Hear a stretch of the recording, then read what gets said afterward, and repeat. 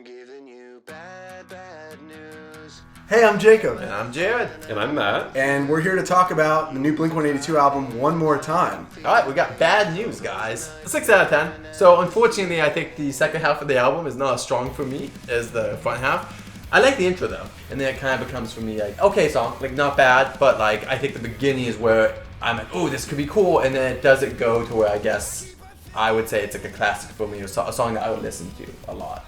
I gave it an 8 out of 10. Whoa, Why? interesting. I'm questioning Why? that. It's the second. It's tied for the second highest. Well, I like it being mostly Mark. I don't know that you need a Tom chorus in a song like that. Okay. So it's like it's personal, it's reflective. Tom and Travis are supporting him telling this message, but it feels like the writing style actually. So I would say it doesn't feel so much like a Blink song as like, and you guys probably don't listen to these as much, but.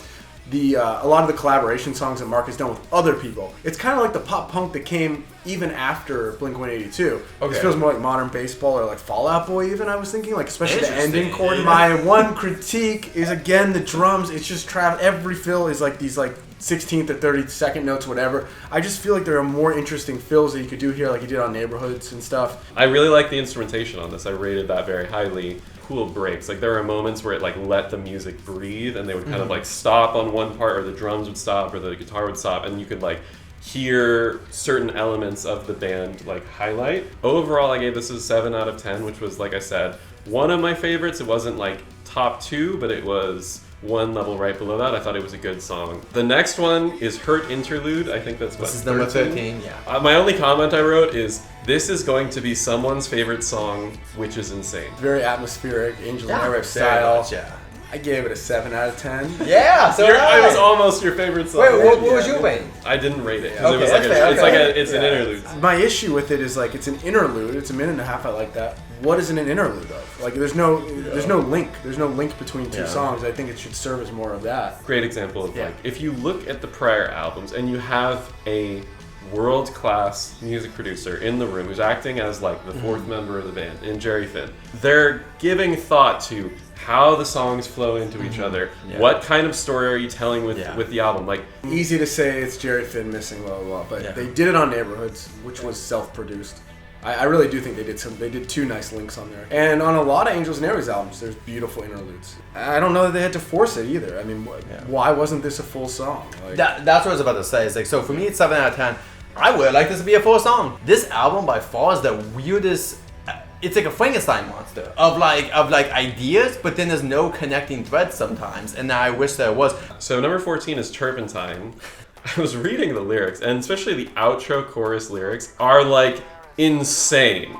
They're so weird. So overall, I give this a 5, which is like one of my lowest scores on the album overall. but I do like the melody and the chorus rising while the chords were going down, and the ending is funny. I like that because I mean, obviously, you're trying a little hard. This is a Mark thing to call a song Turpentine. It's clearly like a little bit of that. So it's Tom feels like he's making fun of it a little bit of like they're not really that edgy at the end. They're still punk. So I give it a 5 out of 10. Oh, no, okay. Okay, I did like the harmonies too. I noted that as well. Like I thought they had interesting both guitar and like vocal harmonies ongoing. For myself, it's 6.5. I think it would have been a 6, but I think it gets kind of, my notes is, it gets better at the end. It's unique when like there's a song that you might not care the first minute of, and then you kind of like the end of it. It's kind of like, do you listen to that song later? Because you have to listen to a whole minute of stuff you're not as big of a fan, but I like the vibe of the song, but I did not care for the lyrics. Fair. What did you think of the lyrics of So this one, everyone, I'll put really quick. I just put a 4 out of 10. I even put notes. Yeah, so I said it sounds like First Punk Song from Boxcar Racer, which was like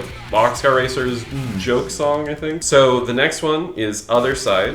When I heard the intro drums, I thought like, oh, this almost kind of sounds like First Date. I noticed that it had that kind of signature Mark Hoppus, like sort of trebly, you're hearing the pick bass sort of tone. My overall score was a 6 out of 10. Okay. The guitar is not really a riff. Like I think that there needed to be a little bit more of something unique happening there in the instrumentation. I do again like the guitar chugging in the bridge, but it kind of came and went for me. So 5 out of 10. Interesting. I actually did give it a score, so I'm just gonna say probably 5 out of 10. Like, well, I mean, I honestly think that means for me it's a middle of the road song. I feel like a lot of the stuff feels like bonus track stuff, honestly. That's what Blink always does historically as well. I mean, they really front load singles into the first half of the album. So the final song, I guess track 17 for this album is Childhood. So this had a completely different vibe. It had a different beat structure. It didn't seem like a pop punk song. It seemed like a hip hop inspired sort of thing. It had a chill energy. It was not like a high energy song. It was slower. It was more mellow. It was catchy though. I'll give it that. The drums, you saw kind of a different side of Travis, which, as we all know, Travis is an amazing drummer and he drums in a lot of different projects. So he works in rap, hip hop. The vocal clarity was pretty bad in the choruses, and it was like very distorted. That may have been a style choice, but if it was, I didn't enjoy it.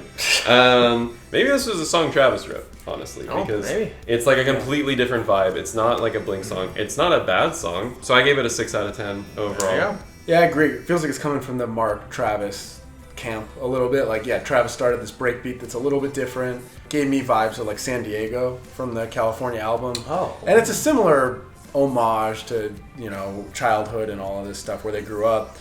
Vocals are way too compressed, so I have an issue with that. But I like the organ that came. I don't know if it's an organ or what. It's kind of an 80s sounding new wave thing that came in. But yeah, the chorus, it's so slowed down. Like you should be fitting double the amount of lyrics into that spacing. I just have an issue with that, and also the message of it. I guess there's the concept of where did our childhood go. There's something to work with there, maybe, if it had been fleshed out a little bit more. But why are you writing a song about our childhood? Like, has the band finally been reduced to the point that it's all just a millennials? It's a complete pandering to this band only exists in the mind of its audience, instead of talking about what was it like for you when you were on the stage with Pennywise and stuff. Sure, like yeah. That's what I want to hear about, Yeah. your journey. I don't care. I know what my childhood was like. So it feels like there's a lot of pandering to that in the recent Blink albums, and that was my issue with it. I am not the grouch on the couch. This is great. You're definitely the grouch on the couch. Oh, you're a child. 5 out of 10. 5 out of 10. Yeah, This that's belongs on California 9, not okay. on a Tom DeLonge album. Wow. Damn. I gave it a 6 out of 10, so pretty similar vein as you guys. This sounds like a song that you want to sing, like the crowd to sing with you. That's kind of my notes on it. It feels like a song that they're going to play at concerts and they want you to kind of sing along with them. It's fine at the beginning, and then like halfway through I'm like, ooh, I'm starting to like this more, and in the end I'm like, ooh, that's really great. And for some reason the beginning of some of these songs are not hitting me though. So that's our track by track listing. Remember to check out our full comprehensive review of the album. We're going to talk about it at a higher level there. And again, we're all big Blink fans here. We have our perspectives. There's 10 albums, guys. And we're going to continue to be Blink fans. This was our first reaction to the album as a whole. The only other songs we had heard were some of the singles when they had come out earlier. We'll be putting out more content in the future, and hope you guys enjoyed it, so thank you.